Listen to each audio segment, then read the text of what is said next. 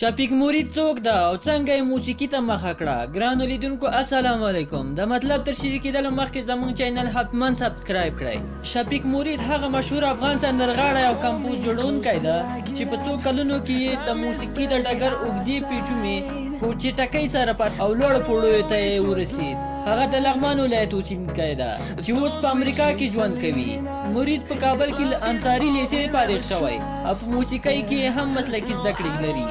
شفیق مرید د افغان موسیقۍ د تر ټولو مشهورې خو سره جلا شوې جوړې نغمې او منګل زوم دی. نغمې د نوموړي په اړه په یو مرکه کې وویل له شفیق مرید نه مې خپلې یو سندرې ته د کمپوز جوړولو غوښتنه وکړه.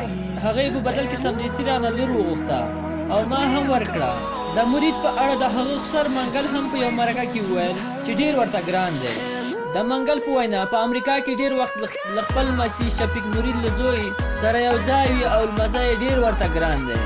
شفیق مرید مورنۍ ژبه پښتو ده خو په دري او اردو ژبو یې هم روانې خوږې سندرې ویلې. هغه لږې خو ډیر او د کار سندرې ویلې. د مرید له فیسبوک پاڼې د ستار انځور کې د ستار سعادت په شمول هغه د مرید او ملګري د هغه د کلیز لمانځنې پر مهال د مرید سندرې هم د خواږه غږ هم خوندوره کمپوزونه او هم د ښو شعرونو د انتخاب له کبله ډیر مینوال لري.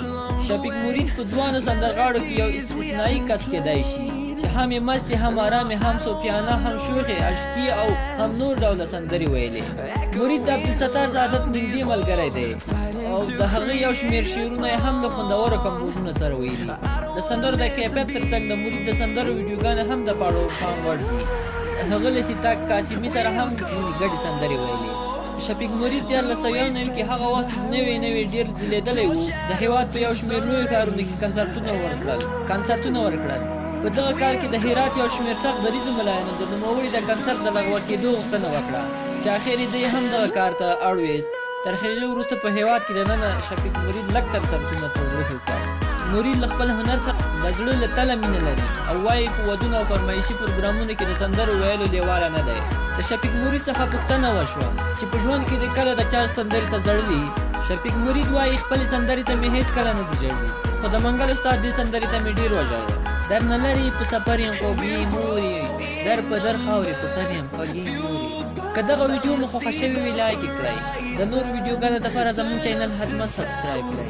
تر بل ویډیو مو په مهربانه خدای سپارم. د الله په امان.